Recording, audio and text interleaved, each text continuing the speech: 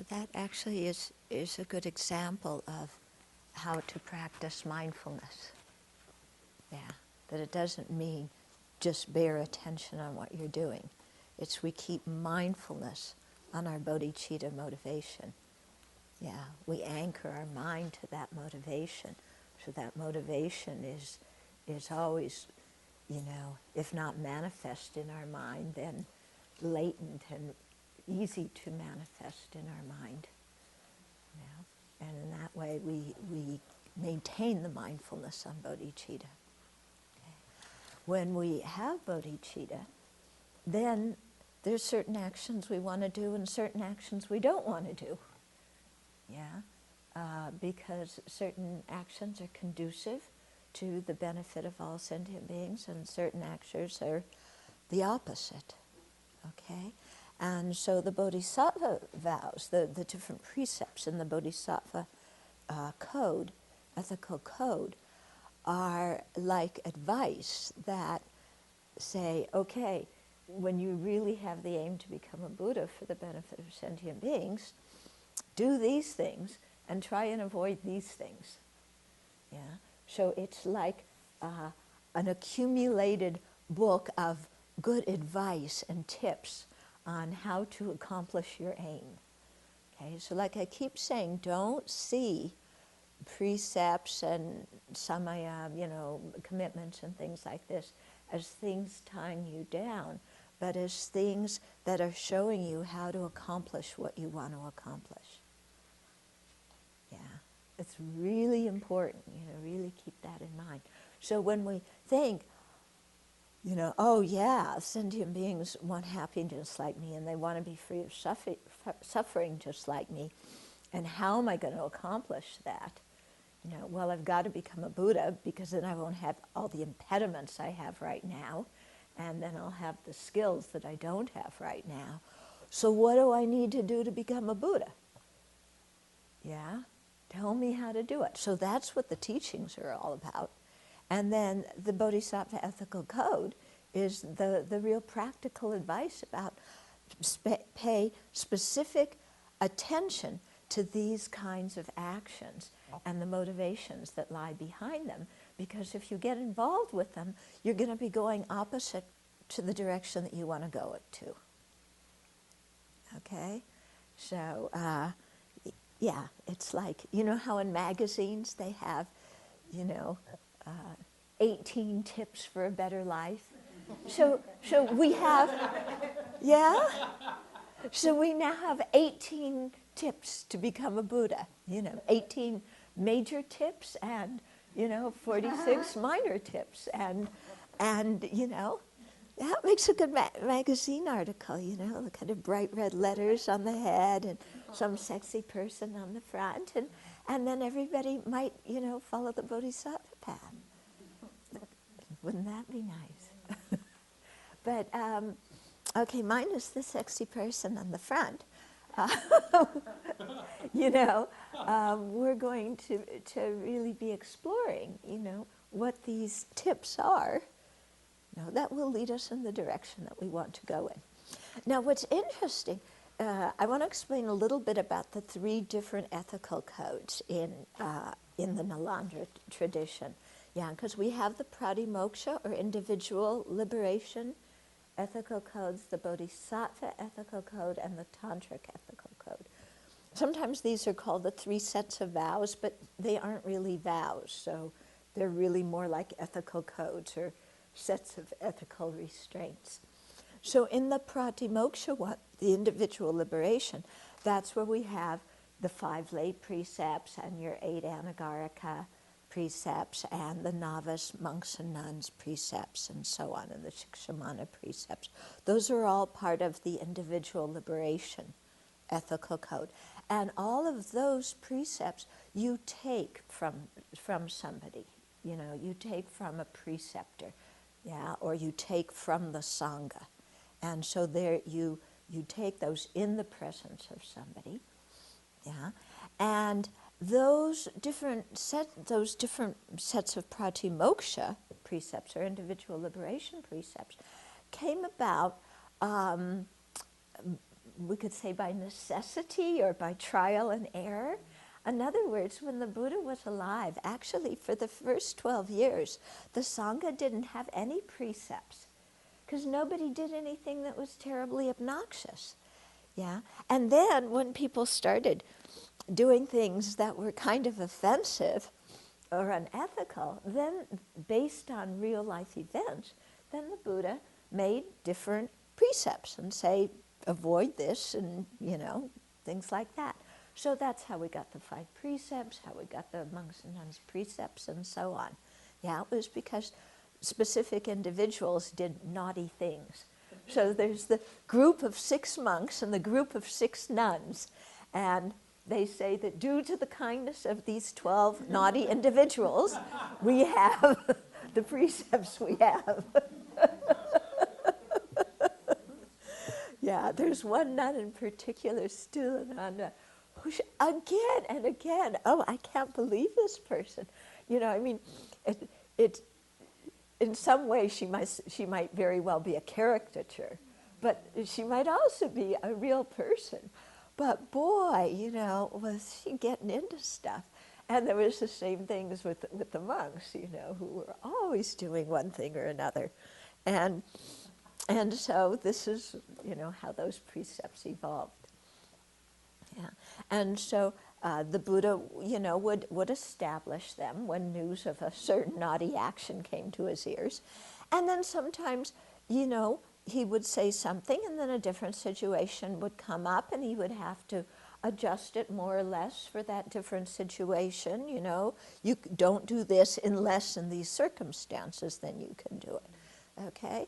And so each of our monastic precepts has a story behind it, and then stories that made the exceptions, and so on. Okay, so that's the first level of precepts, and to take those, then you take refuge in the 3 jewels, and then at that time you also have the opportunity to take the 5 lay precepts. And that really sets the ground for your practice. Yeah, because sometimes I've described the practice in terms of 3 levels of stop being a jerk. Yeah.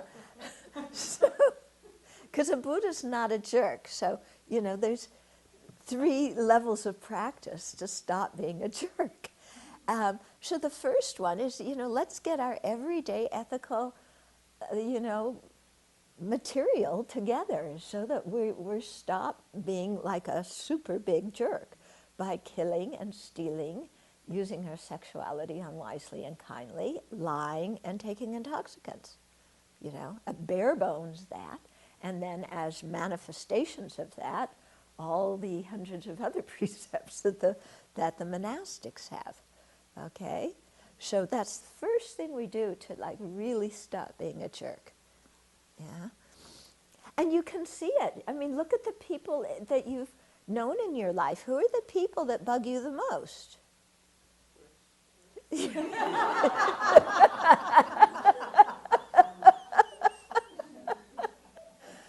jerks. And what do the jerks do? They kill. They take what hasn't been given to them. Yeah. They sleep around and flirt and do all sorts of unbecoming things. Then they lie about everything they do, yeah, and speak harshly to others. And then they get loaded and their behavior is completely uncontrolled. Yeah? I mean, look at it. If they, when we think of ourselves, it's like, that's hard. But think of the people the people you least want to be friends with. They're the people who do these 5 things. Yeah, and every religion, agrees. I mean, except the Catholics who make the alcohol. But no, I'm joking. They do. They do, and the monastics are allowed to drink in that tradition. Yeah, I find it amazing. Yeah. Okay, I better be quiet now. Okay. But you can see in Islam, not supposed to drink, for the same reason. People just get crazy when they do. Yeah. So that's the first level. Yeah. Then the second level is the Bodhisattva level. Okay. The first level, we're trying to, control our own behavior and not create the cause for a bad rebirth. In the second level, we're really trying to work for the benefit of others. Yeah. And so then, first you generate the aspiring bodhicitta, which is when you aspire, to aspire to become a Buddha for the benefit of all beings, but you're not committing to do it yet. Okay? So you have that aspiration.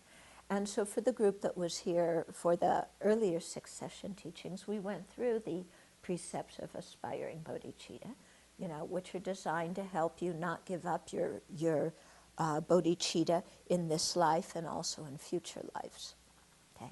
Then when you've progressed a little bit more and you say, well, I really want to engage in the bodhisattva path and really practice it, then you have what's called engaging bodhicitta, and then you take the bodhisattva vow, the bodhisattva ethical restraints. Okay, so aspiring bodhicitta is like wanting to go to Dharamsala, and engaging is like getting your ticket and your visa and getting yourself to the airport and on the plane. Okay? So you can see there's a difference in commitment there. Yeah, so there's a difference in your practice as well. Okay, so that's in terms of the Bodhisattva ethical conduct. And those, well, I'll say that afterwards. Then on top of that, on the basis of your individual liberation and your Bodhisattva practice, then you enter the Vajrayana. And at that time, when you take initiation into the upper 2 Tantra classes of yoga and highest yoga Tantra, then you take the Tantric ethical code and also the samaya, the commitments, the pledges. Okay? And so those, when we look, there's an increasing scale of difficulty. Yeah, because with the pratimoksha ones, you start with the 5 lay precepts and the monastic precepts, and that already can be difficult.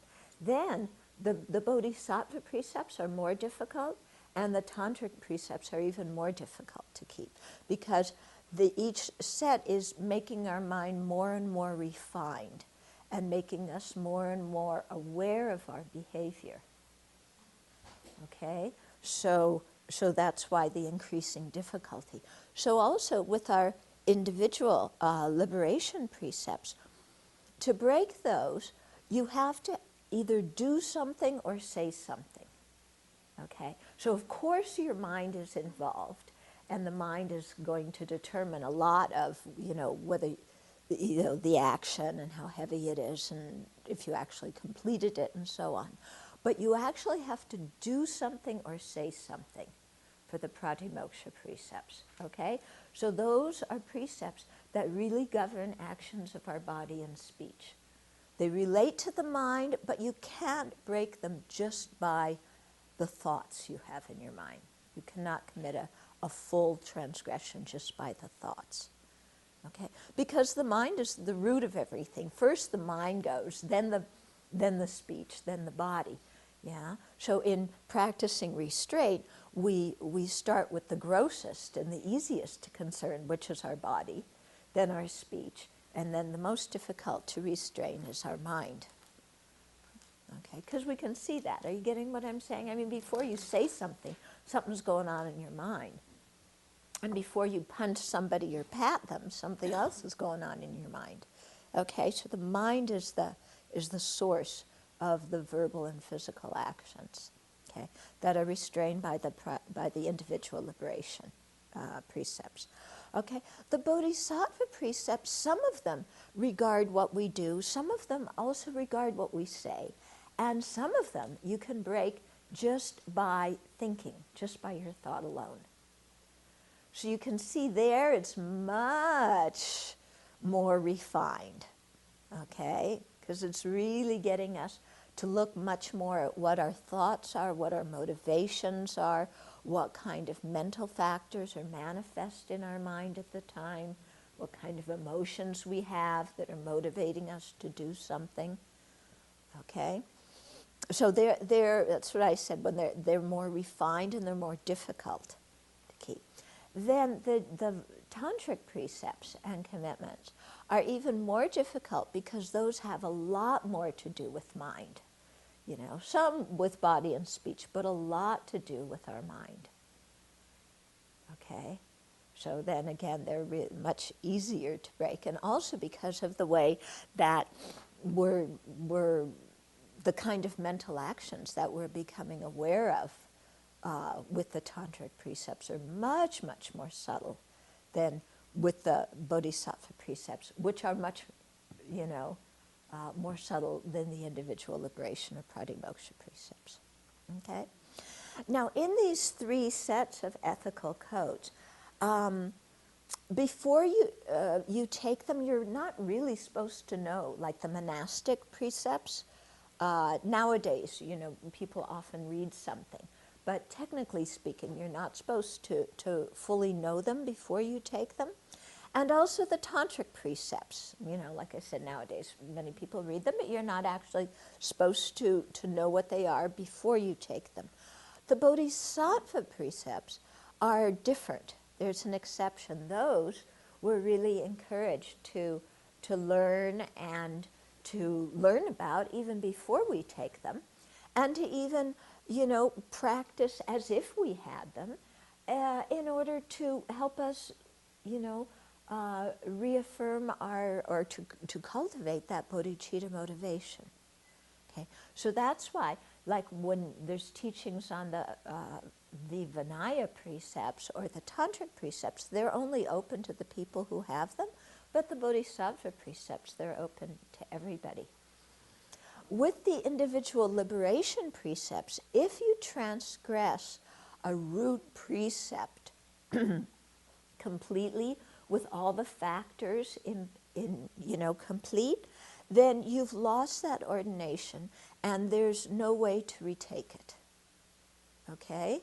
So, for example, monks and nuns, we have different amounts of root precepts, and if we break any of those with all the different branches complete, then we're no longer monastics and we can never reordain in this life. Yeah? With the other categories of precepts that aren't the root ones, if we break those, and those are the ones that we confess and restore on the Posada days, like when we did the confession and restoration here. Okay?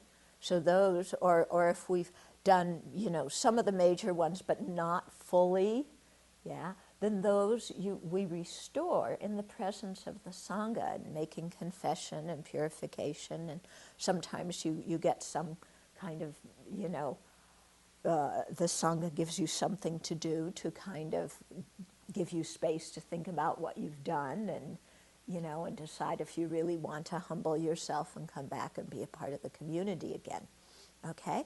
But if you break those completely, then finished. Yeah?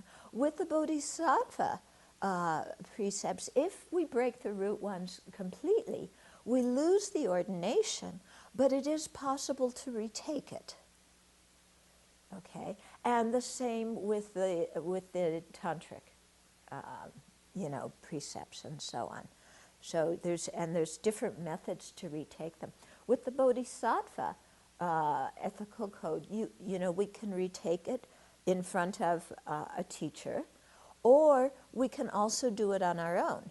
And so actually, once you've taken the Bodhisattva precepts, we're supposed to take them on our own every morning and every evening. So for those of you who are doing the 6-session yoga, you can see that there's a verse particularly for that, yeah, so that you fulfill that commitment when you do your 6th session, okay? And so in that way, you are renewing your bodhicitta, ethical code or ethical restraints on a daily basis, and strengthening them by, retaking them every morning and every evening.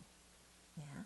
For the tantric precepts, although we have a prayer kind of in which we imagine retaking them and go through the precepts and through the commitments, the samaya for the 5 dhyani Buddhas.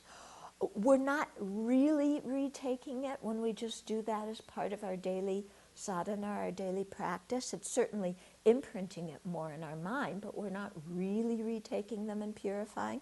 To really do with the tantric precepts, then if you do 100,000 Vajrasattva, then you can purify transgressions to the tantric precepts.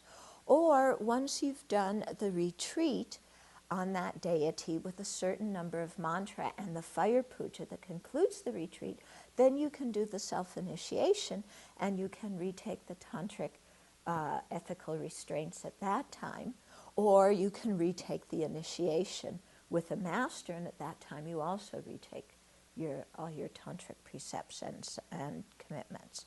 Okay, so with each of these levels of precepts, there's some similarities, but also some differences according to taking them and how they came about and what constitutes a break and so on and so forth.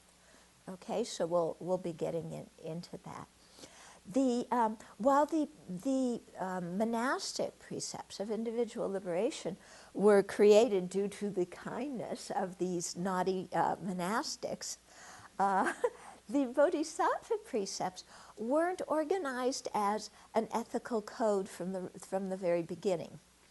Rather, what happened is there was different Bodhisattva advice sprinkled throughout the Mahayana Sutras, and then it was brought together.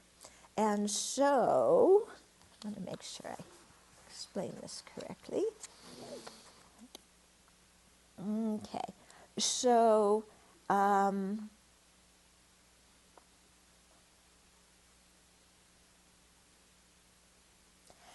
so Arya Sangha, he was one of the great Bodhisattva scholars, practitioners. He lived from 4th century. Then he accumulated a lot of the advice from different Mahayana sutras into his ethics chapter of a text called the Bodhisattva Grounds, or Bodhisattva Bhumi. Okay, so he also wrote another text called the Sravaka Bhumi, the Hearer's Grounds, and he gives a lot of information about meditation there and a lot of the practices common to all Buddhist practitioners. But in the Bodhisattva Grounds, he's really focusing on people who want to practice the Bodhisattva vehicle. And so in the ethics chapter, then he detailed 4 major transgressions and then 46 minor ones or auxiliary ones. And Chandra Goman, who was a layperson but a bodhisattva, who was also at Nalanda University, I believe, then he condensed Asanga's elaborate explanation into a short text called the 20 Verses on the Bodhisattva Ethical Restraints. Okay, so he condensed the 4 major and the 46 auxiliary ones. Okay, then Asanga had said in his text to the readers to also go through the rest of the Mahayana scriptures and see what other kind of advice the Buddha put in them for what to practice and what to avoid, as a bodhisattva. And so Shantideva, the author of Engaging in the Bodhisattva's Deeds, he did just that. And so he wrote a text called the Shiksha Samuchaya, or Compendium of Trainings.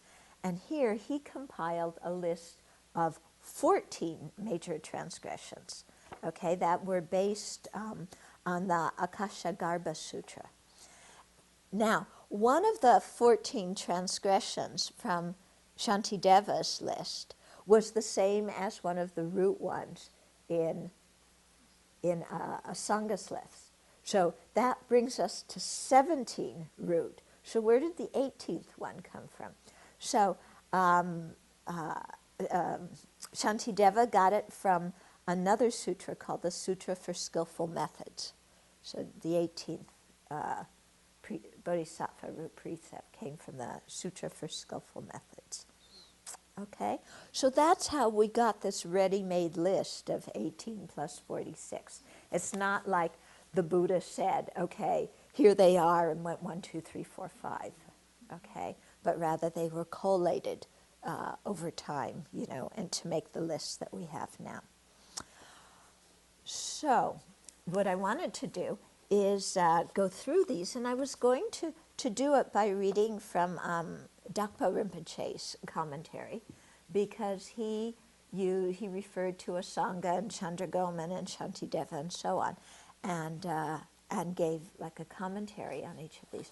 So I thought to read it, and then we can just kind of discuss it as we go through it, and you know, and then after each time to go back and in your meditation think of some examples in your life that apply to these, you know, the different precepts as we go through them. Okay? So the first one, Chandragoman says, out of attachment to gain and honors, praising yourself and belittling others. Okay? So Dakpa Rinpoche says, the first major transgression of the Bodhisattva vows consists of praising oneself and denigrating others out of attachment to material gain or to marks of respect. So you can see here it's for a specific purpose. Yeah? It's like, I want something out of somebody. I want them to think I'm wonderful. I want them to, you know, bow down to me or be my little groupies that follow me around, or, you know, praise me to other people. And I'm kind of jealous of this other teacher who has a good reputation, and I don't want people to follow them, so I disparage them and show how what I'm a much better practitioner and my teachings are much better, and, you know, it's called kind of having a big ego. But there's so many subtle ways to do this in which you don't look like you have a big ego. Yeah. Yeah, we're very skillful at this kind of thing, you know?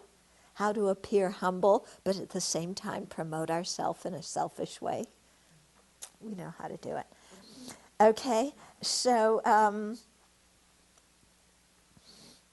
so the great way, which was Lama Tsongkhapa's commentary on the Bodhisattva ethical code, he says, from 3 angles, the object, the words spoken, and the motivation, the meaning becomes clear. So in looking at this precept, we're going to look at the object, who is the person spoken to, the contents of the words that were said, and the motivation behind the words.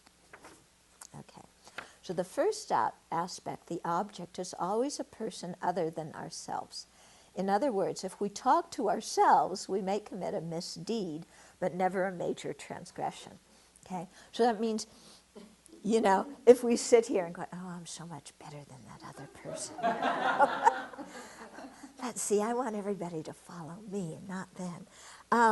You know, if you're sitting there kind of talking to yourself,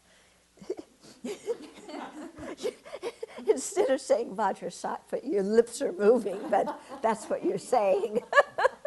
Okay. So that's a misdeed. We're not saying it's karma-free. It's a misdeed, but it's not a major transgression.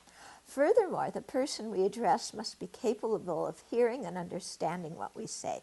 He must therefore be of the same kind, or in other words, a fellow human being. Okay, speaking to either an animal or a being belonging to another realm of life does not qualify.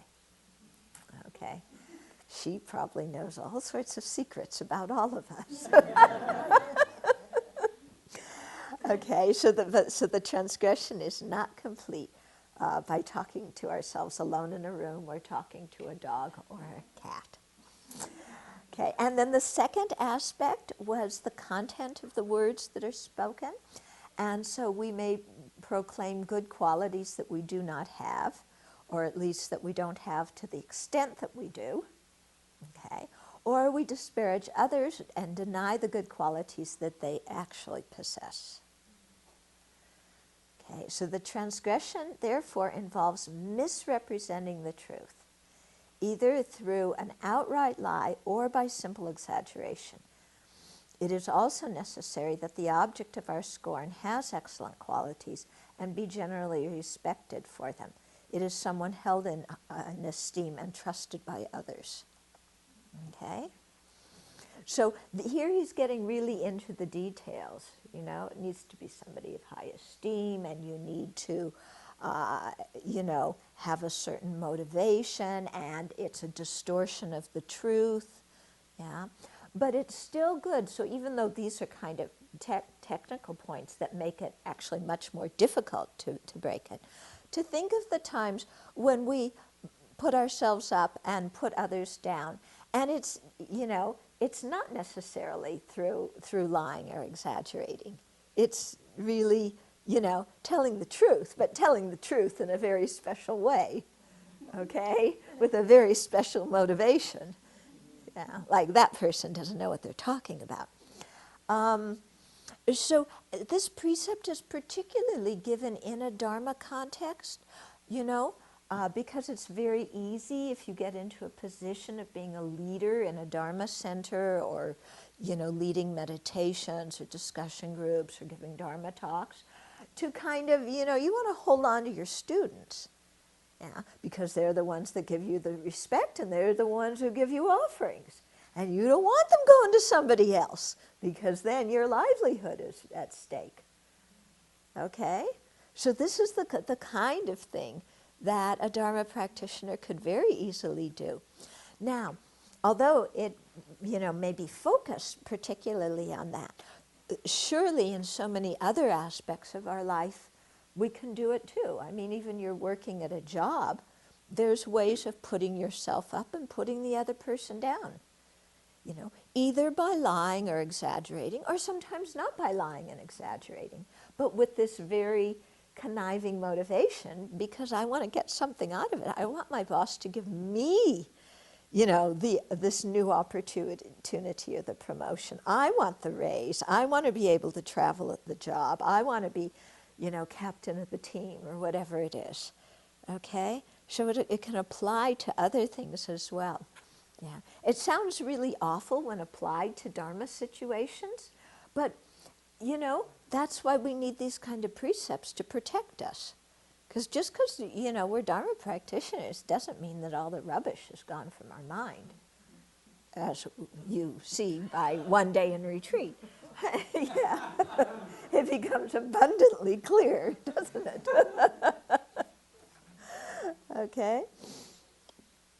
So the third aspect, the motivation, is attachment to either material goods or honors. Okay, it is not necessary to crave both, however. One is enough. So in the first case, the goods we desire must belong to someone other than ourselves. They must not be communal property, for example, a house owned collectively with other members of our family. And this principle does not apply to attachment to honors, because clearly honors aren't owned in the same way. Therefore, if we praise ourselves or belittle someone else out of longing for signs of respect from our parents, for example, we commit a major transgression. Okay, now think of that in relationship to your brothers and sisters. Do you sometimes praise yourself and put them down because you're wanting praise and approval from your parents, or because you want to be on your parents' good side, you know, and maybe they'll give you a little bit more money in their will or whatever, or forget the will, who waits that long, maybe they'll give you some cash right now. Yeah? I mean, when you live in your parents' house until you're 40 nowadays, why not? Okay, but, you know, so, you know, I think that's an interesting example there, yeah, putting ourselves up and putting somebody else down to gain our parents, you know, respect or praise, or to get something out of them. And the same way to our employer, yeah. The same way, you know, to somebody, if you're trying to attract somebody to yourself, you know, but they're also dating somebody else, then of course, you know, put myself up and put them down. Okay? Because you want that person to like you and respect you and stuff like that. Okay. However, it is legitimate to praise ourselves with the idea of acquiring material goods when we intend to use them for a good purpose, such as making offerings to the 3 jewels or helping the needy. Okay? Since it is not done for the sake of personal profit prompted by attachment, there is no transgression. So here, if you speak about your good qualities, you're not going to be exaggerating them or making up ones that you don't have. But, you know, if somebody needs some money for, you know, doing a Dharma retreat or making offerings, or, well, actually the Dharma retreat could be more for yourself, but you want to make offerings or you want to, you know, maybe go somewhere to help at a certain temple or center or something, you know, and so it needs support for that. Then to say what you've been doing so that, you know, you're worthy of that support, that's completely okay, because you're not exaggerating. And like I said, it's not so much your support. You need the money to you know, because you want to make offerings or you want to help or something like that. So that's okay. So I'm thinking, for example, you know, like we've gotten involved in the youth emergency services in Newport, you know, with trying to help the homeless teens in our area. Yeah. And so if we speak about the good things that the Abbey is doing to people in the attempt to raise some money for the youth emergency services, then that wouldn't fit into it because it's not for our own personal gain. Okay? Or if we tell what the good qualities and the things that the Abbey's doing because we're trying to build Chenrezig Hall and we're not exaggerating or, you know, making up things, then that's also okay because that is not for personal gain. Yeah, that's for the benefit of actually most of the guests. Yeah, if it was just the people at the Abbey, we don't need to build that big building. Yeah, so that's mostly for the guests. So, you know, to really let people know, and then they, you know, so that's completely okay. Yeah, but what we want to avoid here is just this very egotistical thing of, you know, I'm so great, and, you know, don't trust them. The quality of their teachings is lousy, and, you know, they're this and this and this and this. And it's made up and it's done out of this very corrupted motivation. Okay? So again, that's also going to be different than warning somebody of a teacher who is doing controversial things. Okay? If you say to somebody, oh, such and such, you know, somebody says, well, I'm thinking of going to teachings by so-and-so, and you know that there's been like so much stuff on the internet about so-and-so and their behavior, then you might say, you know, just be aware that that person's quite controversial and you might want to really, you know, investigate very carefully before you get involved. So that's okay to say because that's done out of care and concern for the other. It's not out of attachment to yourself to get that person to follow you or to give you something or like that. Okay?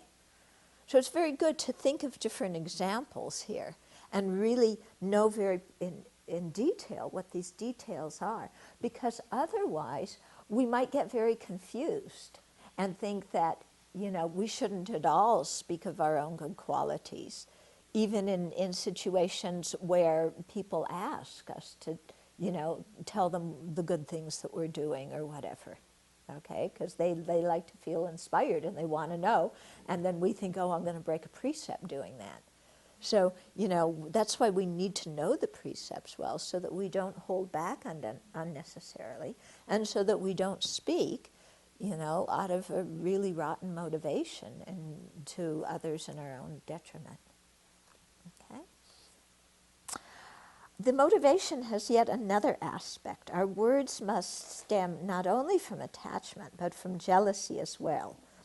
There's no reference to jealousy in either the ethics chapter from a Sangha or in the 20 verses on the Bodhisattva vow by Chandragoman. However, Shantideva in his Compendium of Trainings names jealousy as a further requirement for the motivation, referring directly to the Akasagarbha Sutra for this information. Therefore, to commit the first transgression, not only must we be attached to goods or to signs of respect, but we must also be jealous of people's excellence, such as their nice belongings or others' consideration for them. Because we cannot bear the thought that they enjoy these, we exaggerate our own good qualities or denigrate the people in question who are respected by others. Okay? This is done either in the hope of gaining some material benefits, gifts, cash, food, clothes, means of transportation, and so on, or because we yearn for signs of others' respect for us, good seats, distinctions, tributes, people doing all sorts of things for us so that we can just, stride in and feel very important. Furthermore, the people we speak to must be capable of hearing and understanding what we say. In fact, we cannot speak scornfully we can speak scornfully directly to the worthy person we disdain or to someone else who respects that person. So you can say right to the person themselves or to somebody else. When all these conditions are fulfilled and the 4 binding factors are present as well, the first major transgression is effectively complete. We'll get into the 4 binding factors a little bit later, but they're listed in the book there. You can read them. Okay. Then the second one is, Chandragoman says, to those in distress who lack a protector out of miserliness, not giving wealth or dharma.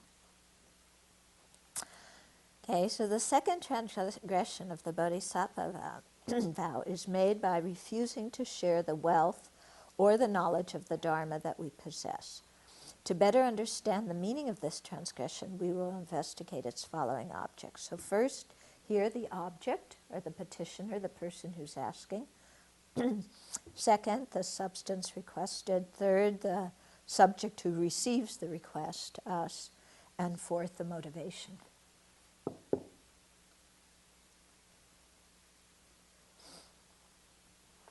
Is this working, or are you relying on me? Is that plug? That's not working. So you're relying on me. Okay. Because I can feel that I'm starting to speak too loud, and my voice is going. So maybe I'll speak a little bit softer if you can. If you can't hear me in the back row, then say something. Because my voice will last longer if I don't speak so loud. Okay, so the object is a petitioner with particular traits who is seeking wealth or spiritual instruction. As Acharya Chandragoman specifies in his 20 verses on the Bodhisattva vow, it is those in distress who lack a protector. Okay, so somebody who's really in distress, who doesn't have somebody else to turn to. That's the person who's asking us for either material goods or for dharma instruction. Thus, the petitioners must be truly in need. They may be hungry and have nothing to eat, have no clothes to wear, or no roof over their head. Furthermore, they must have no other recourse but us. They must not have any family or friends or someone to guide them that they feel they can trust. In other words, when people are in need materially or spiritually, but have the possibility of appealing to someone else for assistance, there is no fault in refusing their request. Okay? The same two conditions apply to spiritual instruction. The people must have no one else to whom they can turn for the teachings and that they are specifically teaching and they seeking, and they must be completely dependent on us for them and place all their hopes in us. Okay? And the final point regarding the petitioner is the way that they make their appeal. It must be done sincerely and properly, which is to say, according to religious and social conventions. Okay? So if somebody comes up and just says, hey, give me this, that's kind of not a proper request. Or if you know that the people have somebody else that they can also rely on, then if you refuse, it's okay. Of course, if they've already checked with all those other people, and at this point they really don't have anybody else to rely on, then it's another situation. Okay? And then the substance, so the second aspect, requested may be one of two kinds: material goods, money, food, clothes, and so on, or spiritual instruction. Okay, so somebody's asking for one of those two things. An exception is made regarding a request for dangerous substances, such as weapons, poisons, or anything else that the person could use to physically harm himself or others. There is no fault in refusing these, or for that matter, any spiritual instruction that potentially, through misuse, could damage the petitioner or other people. This can be quite complicated in the present context of social or medical assistance. For example, when a drug addict appeals to us for illegal substances or for funds to purchase them, we may wonder, should we or shouldn't we provide them with this? Yeah. Because, Bodhisattva, you think, give everybody whatever they ask for. We're supposed to be generous. Somebody asks, they really need, so we should give them the money to go buy their drugs or alcohol or go get it for them or whatever. So somebody could be thinking like that. In Bodhisattva practice, the answer is found in terms of true criteria, temporary and long-term benefits. Providing addicts with drugs in most cases will provide a short-term benefit. The user will momentarily be satisfied. On the long term, however, drugs are harmful, and for that reason we will not supply users with them. Okay, so very clear. Yeah, somebody comes up,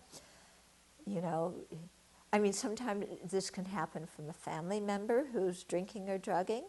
It can happen, you stop at a gas station and somebody comes up and asks you for something.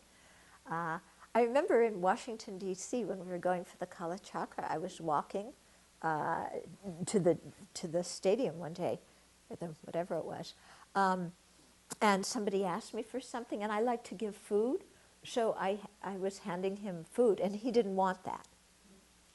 Yeah? So then I said, well, I'm sorry, I don't, I'm a nun. Yeah. Because I don't want to give somebody something that could be used for something else. Now, of course, they could be using it for transportation or a place to stay. I don't know. But in that kind of situation, I don't want to take the chance. And I figure food is always something nutritious. Okay. The long-term effects override the temporary benefit. Conversely, if something carries a temporary drawback but an ultimate advantage, it should be furnished. Okay? So we're always thinking here in terms of our generosity and basically in terms of any choices we make in our life, what's the short-term benefit and what's the long-term benefit? Okay? If something is of neither benefit in the long term or the short term, don't do it. If it's in benefit in the long term and the short term, do it. Okay? If it's not beneficial in the short term, but it is beneficial in the long term, do it.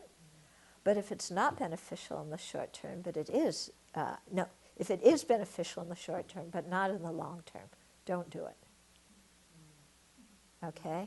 So always, this is a very helpful criteria when we have decisions to make in our life.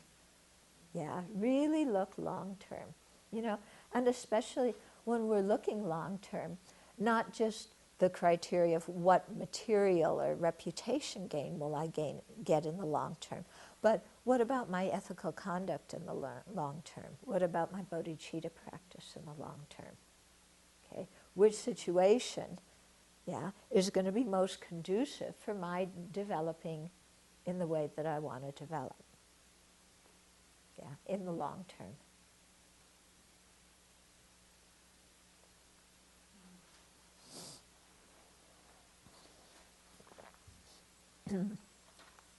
An adequate subject is a person who has the possibility of giving the substance that is sought. because he has them or has the possibility of procuring them. So we're the subject. Somebody's asking us for something. To commit a transgression, we must have received a request for a form of wealth or a teaching that we have in our possession and yet refuse to give. It is easy to understand that if we don't have what is asked of us, there's no fault in refusing it. Okay. The motivation behind the refusal is miserliness. So here too, looking at a specific motivation. Yeah, it's miserliness. We incur the second transgression when out of stinginess we decide not to share the harmless belongings or the Dharma teachings that were requested of us. In addition, for the fault to occur, it is not necessary that the petitioner be aware of our refusal. Okay, so we don't have to say no directly to their face. We can wiggle out of it. We might wonder whether we contravene the precept when we do not give money to charities that solicit our financial support for projects in the third world, for example. Okay. So before I tell you his thought on this, what do you think? Do you think that fulfills the criteria that given so far? No, why not? They have other places to go. Yeah, there's other places to go. Okay. It seems unlikely that refusing donations to charities constitutes a transgression of the Bodhisattva precepts, but to check, we must consider each aspect of the transgression. So the first requirement is the person be truly in need. The second is that he has no one else to turn to for assistance. This suggests some kind of personal contact and a personal approach. The procedure in fundraising for charities is far from personal, and the soliciting charity itself is not in need. Okay. Moreover, fundraising campaigns are often organized to help large groups of people, even entire nations, as in the case of famine-ridden regions in Africa, for example. Individually, we are not capable of resolving such widespread problems. We do not have the faculties or the means to fulfill all their needs. If a large number of people were to combine their efforts, they might successfully alleviate a degree of suffering temporarily. However, we know that the solution would be short-lived as long as the cause of the problem is not treated. It is sometimes better to contribute towards projects that offer solutions to problems to prevent similar situations from reoccurring in the future. Okay?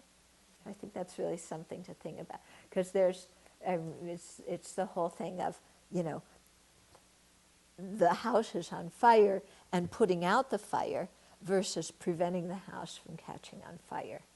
So, you know, different situations, you definitely need to put out the fire. Yeah? But other situations, better let's keep it from catching on fire to start with. Okay. For all these reasons, the decision not to give money to a charity does not imply a transgression of the Bodhisattva precept. Okay. Now, what about you get something, somebody asks you for something, and you feel like, you know they have somebody else that they can ask, yeah. But you also feel like, geez, you know, why are they asking me? Ask somebody else. This is something that I have, and I really want to hang on to it. Then what? Then what? Miserliness is up. What? Miserliness is up. Miserliness is up, right? Have you completed a full transgression? No. Yeah. Have you completed part of a transgression? Yes. Okay. So there's some kind of, you know, clinging on our part. Okay. So even though we may not commit a full transgression, it's very good for us to notice the different ways that clinging and miserliness arise in our mind. Yeah. Now you might wonder about, well, how can somebody be stingy about the Dharma? Yeah. Well, I guess it happens that, you know, as far as I've heard it described, is that, you know, some people don't want to give somebody else a teaching because then that person will be capable of teaching it themselves. and then there'll be competition. Okay? The same way that sometimes you don't want to give someone some material good, because then they'll have it and you won't, or they'll get the respect for having it and you won't. Yeah. So I guess the same could be, in terms of teachings. So not wanting to help somebody. That's a pretty rotten motivation, isn't it? Yeah. Now what about if somebody asks for a teaching that's way above their head? Then what is it if you say no? Yeah, maybe better to say no.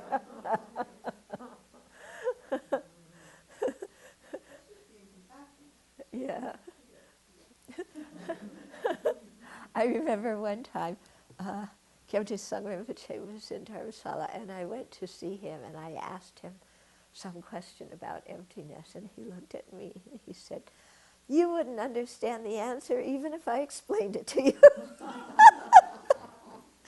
And then he proceeded for, I don't know how long, 15, 20 minutes, whatever, to talk about emptiness. So I don't know what happened, but yeah. Okay, then the third one, Chandragaman says, not listening to others although they apologize, and out of anger striking others. Okay? So the third major transgression of the Bodhisattva precepts is double. The first consists of not forgiving the people who have wronged us, of yielding to our anger towards them, of refusing their apology, and verbally abusing them. Once we are overcome with wrath, the second aspect involves physically abusing the person concerned. This is really unbecoming for a bodhisattva, isn't it?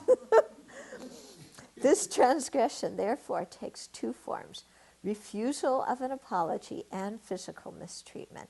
Both have the same underlying cause, giving into and maintaining angry feelings within us, which is where the fault actually lies. In the first case, overwhelmed with anger, we are led to refuse their apology and to assault them verbally by covering them with insults, for example. When that is not enough to relieve our anger, we attack them physically, strike them, beat them, or tie them up or have them incarcerated. Yeah? Now, before we go on here, have any of you ever received an apology and not forgiven the person? You ever had a person come to you and really sincerely, genuinely say, "I'm sorry," and you say, "Well, I'm not going to forgive you. I don't accept that apology," no matter how sincere they are? Some people say yes, some people say no. It wasn't like that. Yeah. I think it was more, I don't believe you. Mm-hmm. I don't believe you. Well, that could be part of it. They might be sincere. They look sincere. But we're so angry that we can't see the sincerity. Yeah. So that's included here. They might be very, very sincere.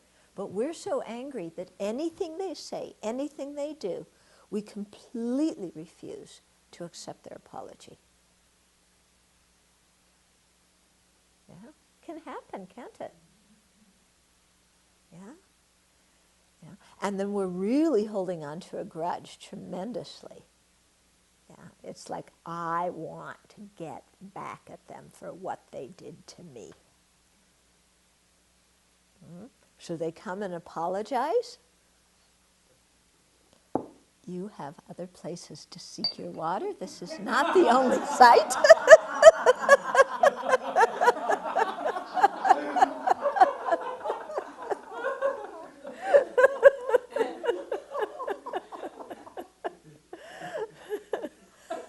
Okay.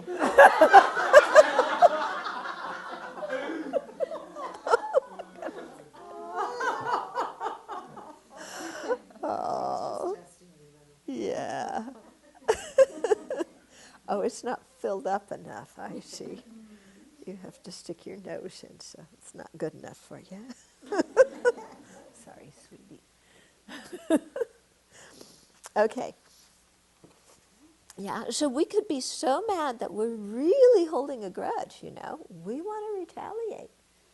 And then, yeah, even the person, you know, we want them to admit their fault. So even they come and admit they fault, we want to rub it in. You know, oh, so you finally got it, how much you hurt me? You didn't realize it at the time. You just took your liberty and this and this and this and this. And your apology is just total BS. You know, why'd you do this in the first place? I'm never going to forgive you. Yeah. I mean, when you watch on TV and in the movies, this is the context of the thing, so it has some relationship with real life.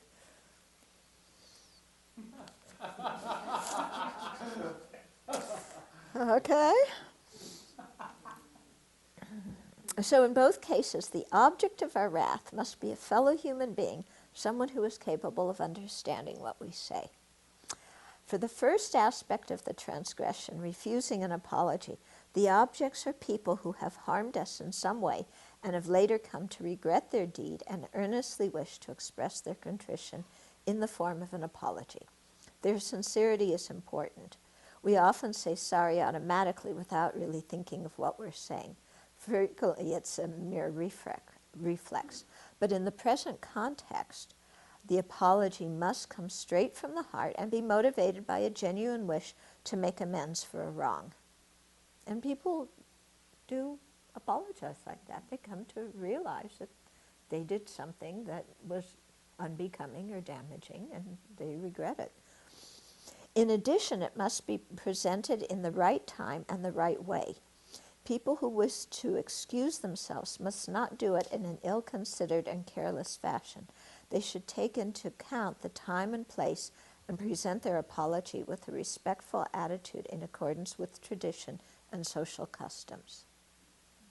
Okay, so it's just not a, you know, and by the way, I'm sorry I stole your wife. You know, it's, you know, it's a very sincere thing and not just, you know, something you say to somebody when you're walking by, you know, or when there's a bunch of other people around so that they can't really consider what you're doing and all. Oh, I see. Okay. Then You're demonstrating what you're saying. Yeah. But she's very forgiving of her, I think. Yeah, very forgiving. Yeah. So choosing the right time for our activities is invariably important. This I find quite interesting. In the secondary precepts, the choice of the appropriate place and occasion is frequently stressed. It is perfectly logical. For example, if people are very annoyed with us and still under sway of anger, there's no point in trying to seek their forgiveness, for they will not listen. True, isn't it? Somebody's still really mad, no point in apologizing yet. Offering our apologies, in fact, will most likely have the opposite effect to the one we were seeking. Far from pardoning us, they will probably become even more furious than before. It is also unfitting to try and excuse ourselves when a person is very busy or engrossed in some other activity. We need to choose a moment when the person has the time to listen to us and would be willing to do so. We can see that the instructions for Bodhisattva practice are very pragmatic and can concern situations we encounter daily. Using them can greatly improve the quality of our lives and help those around us. By following these guidelines, we will be better equipped to deal with the large variety of circumstances. We will relate to others in a way that will create greater harmony and ultimately benefit society at large. So here he's talking about not only place and timing regarding when we apologize, but also when we do anything. Yeah? Because lots of times the person is involved in doing something else, they're involved in thinking something else, they're involved in going somewhere, and we just grab them and say whatever we need to say without, any concern for what their situation is. Yeah? So, we do that lots of times in our life, and it leads to a lot of feelings of, tension between people, because it's not actually something unethical. We're not lying or stealing or whatever, but we're just being very, inconsiderate, because we want to say something, and, we want the answer, we want to get it off our chest, or whatever it is, and it doesn't matter, what's going on with the other person. So I'm thinking, I'm seeing that he's saying here, in all the situations in our life, to really think, when is the right time to say this, and where is the right place to say it, and how is the right way to say it, instead of just blah, Yeah. This happens at the Abbey a lot, actually, and people are in the middle of doing something. We won't go into it, but, it happens a lot. And so it can be very disturbing. So really being, when being considerate of others is at the fore of our mind, then we really think, right time, right place, right method. Yeah. And then it always turns out better if we do. It's like, remember when you were a teenager and you wanted to ask your parents permission for something? Remember? We always were very considerate of the right time, the right place, the right words, Yeah, we didn't rush it or hurry it. We kind of waited for the right thing, buttered our parents up, and then asked for what we wanted. True, isn't it? Okay. But then, when there's other situations when we just, want something quickly, then we just do it, any old way. And it's likely to create a not very good energy with the other person. Yeah? Whereas when we're considerate, it creates a much better energy. Yeah? Yeah, I mean, we got our parents to do things for us because we knew how to ask in the right way. I'm not saying we should make it a practice of buttering people up. Okay. The first aspect of the transgression, therefore, involves continuing to harbor bad feelings and resentment and refusing to accept apologies that are offered properly at a suitable time. There may be several steps to the process of rejection. First of all, we decide not to accept them. Then we make our decision known, for example, saying, here it's very sweet, no, I cannot pardon you for what you have done. No, I don't think that's going to come. We're angry. It's like, are you out of your beep mind? I am never going to forget this. Yeah. Or saying, what you did is unforgivable and will not be easy to make up for. We're not going to be that sweet. We're going to use a lot of swear words and, really let it know that they had absolutely no business doing what they did. They're so selfish, the scum of the earth, and what they did is totally inexcusable. And any idiot knows that. So why are they even asking us for an apology? Yeah, I mean, we really rub it in and humiliate the person tremendously. Yeah. Have you ever apologized to somebody and had them not accept your apology? What was that like? Very painful. Yeah. So then when we flip it, when we don't accept somebody else's apology, it's the same kind of thing.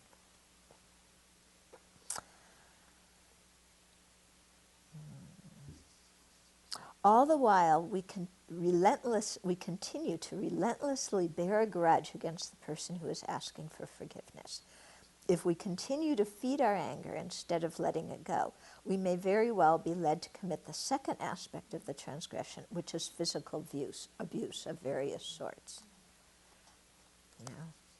Are you crazy? Whatever it is. So the motivation of the transgression is resentment, the fact of holding a grudge.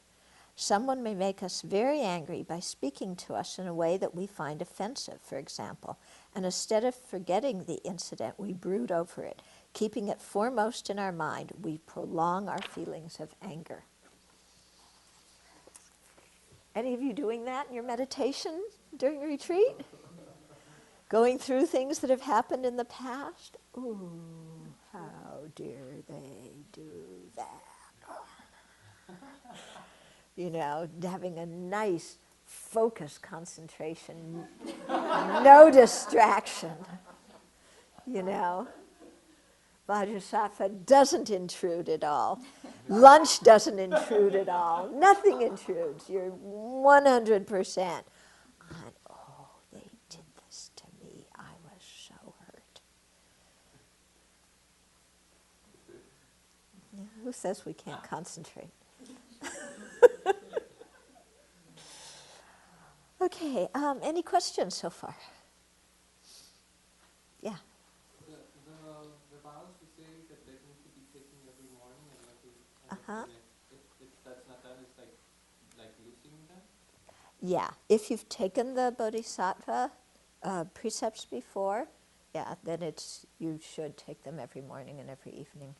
And how do they take, or what do You can use any of the prayers to do so.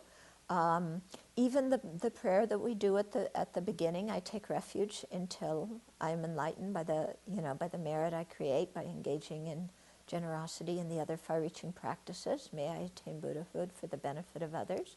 When you do that, you can be visualizing the Buddha in the space in front of you and light coming from the Buddhas and Bodhisattvas, and think, I'm retaking the Bodhisattva vow. So it's not like saying like that, like the whole vows? No. Reciting the vows is another thing. Yeah, taking them is through one prayer, and there's shorter verses and longer verses in which you say, I'm making a commitment to practice the deeds of a bodhisattva. So then it's generating the awakening mind itself. It's like taking them every day and every Yeah. night. Just, Yeah, not just generating the awakening mind, but really making the determination to follow the conduct of a bodhisattva, to engage in the deeds of a bodhisattva. Okay? Yeah? I'm wondering if,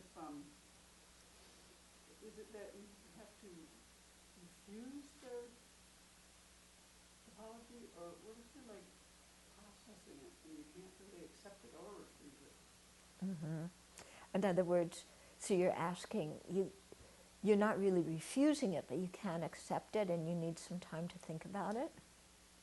Yeah, like if you know that the person comes to you and you're angry or hurt still, which is whatever is underlying the anger is still there, Mm-hmm. you haven't really worked that out in your mind, and you can't really accept it because that's in your mind, so you can't usually see their sincerity then. Mm-hmm. It could be there or not, but you're not going to see it. Mm-hmm. You know what I mean? Mm-hmm. Yeah, so you're saying that you're really still actively holding on to anger, yeah, even though somebody's apologizing to you. Yeah, but Yeah. you're not so on top of it. Yeah, that's the thing, you're not on top of it. And that's how this gets transgressed, because we're not on top of it. And we're not willing at that moment to say to ourselves, oh, I need to really consider this and try and let it go. Yeah. If we're saying to ourselves, oh my goodness, they apologized, I thought that this would never happen in my whole life. I've never even thought about letting this go because I never thought they'd apologize, and here they are apologizing. There you may not be completely, free of your anger yet, but you're really going in that direction and you're appreciating their apology. But when you're still hanging on to it with so much resentment that you can't really take their apology in, then it's refusing the apology. And what happens if, for example, someone apologizes to you, but you're still working. And I was very angry at that moment, and I didn't. I refused to accept the apology. Apology. Mm-hmm. But after the time, Uh-huh. I did get to apologize. Right. But this person doesn't know it, and I still trust forever in the. Yeah. Well, okay, so at the time when you couldn't accept their apology, that was that's not accepting the apology, okay?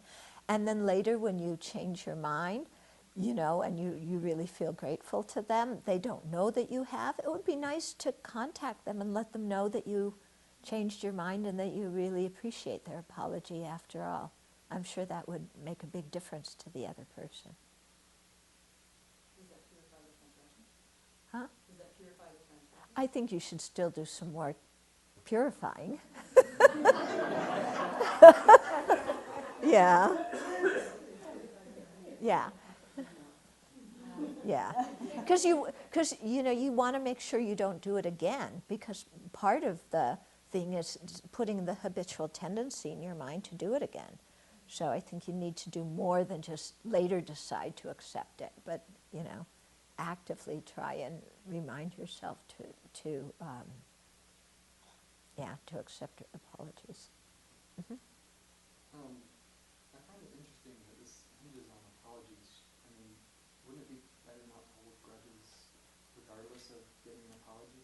Yes, and I think that's what, in some way, it's pointing to. It's not. This precept isn't saying that you hold the grudge until the person apologizes. Oh, now finally, you've gotten your wits and you've apologized. I accept it. No, that actually, that we should be working on our anger all the time and trying to release whatever anger there is, so that we can forgive the person whether or not they apologize. And if we do that, then if they do come and apologize, then it's very easy to accept it because we've already worked on it ourselves, and we forgive the person.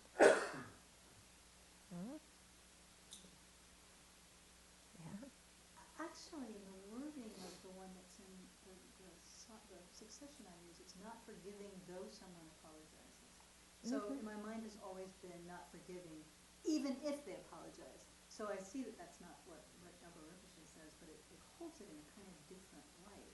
It's like not forgiving is the transgression, even if they apologize is sort of the tag on.